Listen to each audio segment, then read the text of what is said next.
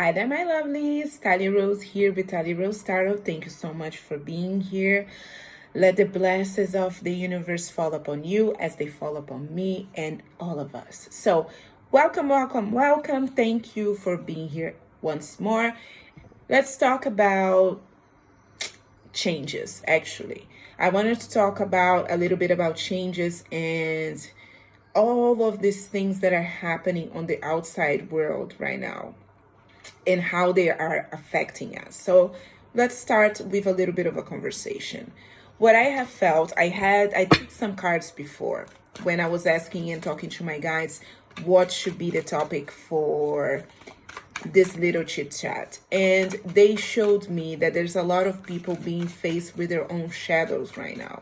We've been through very traumatizing events globally, and I'm sure personally every single one of you out there watching this have been through some tough times in the last few years, let's say, or maybe all your journey, I don't know, but there is this sense of getting the passion back. There is this sense of accepting yourself for who you are. There is this energy about actually looking in the mirror and say, okay, we've been through all of this crazy stuff. Okay, the world is insane right now. So what does that mean to me? And how can I actually look at the mirror, see myself for who I am, light and dark, because this is a duality world here. We have light and darkness upon all of us. So what are these aspects in my shadow that I want to take it towards 2023? And what are the aspects that are pretty much time for to be changed, to evolve, to learn from, and all of that good stuff? Because I feel that these last, let's say, happenings around the world really left a mark. And even though people talk about it, I don't necessarily see a lot of people actually talking about the fact that when you are stuck with yourself for years and having a crazy pandemic happening all over, that you do have some side effects, you know. Many of us, I've been talking to a lot of my friends, a lot of my family members are having issues with social settings again, because how do you go from being all alone to now having to be social again? Some people are having a tough transition. They're acting up. They might be displaying unreasonable behavior, and it is into a certain point very normal.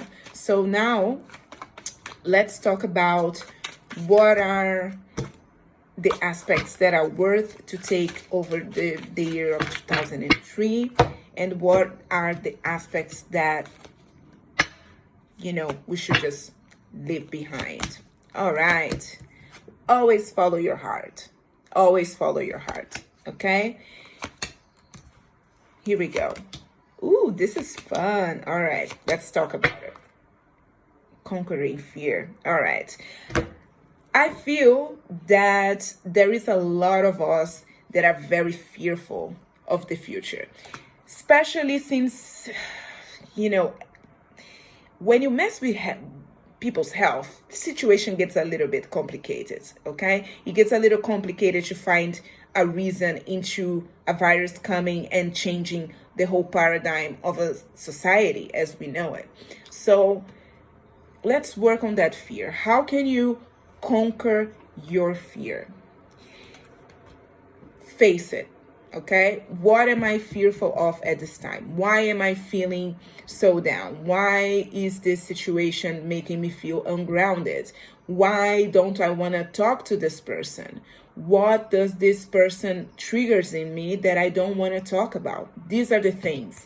Listening to your heart will help you lots. So what the tarot tells us today, actually, it's a lovely Metatron Oracle deck for self-mastery that I absolutely adore. I'll put the link in the description. But there is a sense of listen to your heart and actually reflecting, taking this moment to reflect, to connect with your inner child, to connect to that part of yourself that knows who you are, who is free of fear, who is free of silly, BS from the outside world and gossipy people and all of that. Connect with that part of yourself. That part of yourself that is innocent, that is pure. And from then on, you get to choose what is the path that you want to go on. So, recommendations for chakra activation, reflection, and inner child, let's say, work. First thing, of course, there's several videos on YouTube. You can find chakra balancing and so on and so forth, emotional balance, all of that. I will recommend Reiki, okay, because Reiki usually works quite well with emotional distress, let's say. And since we are talking about the chakra of the heart here, there is a lot of emotion coming through. So if you have the possibility, if you have tried before, if you are curious about it, if you can do some kind of energy healing, definitely recommend. Okay, now for the second part, revision and review. How can you revise and review something? You sit down and you meditate a little bit. Now, I know meditation. Oh, meditation is so boring. Oh, meditation, everybody tells me that I need to meditate. Yeah, you know why? Because when you meditate, when you stop for, it could be 5 minutes. You cannot do half an hour. You cannot do an hour. That's fine. Do 5 minutes in the morning. Do 5 minutes before you go to bed. Because as long as you're allocating that space of your day to have this conversation with yourself and with your guides, because meditation is not the absence of thought.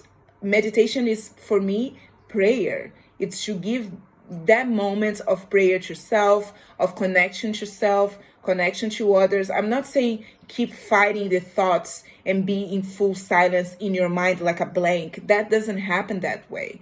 Okay? You sit down, you start with gratitude always, thank you, God, Shiva, Buddha, whoever is the deity that you feel connected to, or the spirit guides that you feel connected to, or angels. It doesn't matter. It doesn't matter. What it matters is to allocate this little bits of time and make it consistent, so it becomes a habit, and you will see the difference. Trust, you will see the difference. By allocating those times in your mind, voicing it out, your guides will also organize themselves to be there with you. Okay? It's very important to have that moment to talk to yourself. And then, boom, inner child, which is the energy that is actually conquering the fear, which is that energy inside of you. Remember when you were like 5 years old and you were scared of nothing?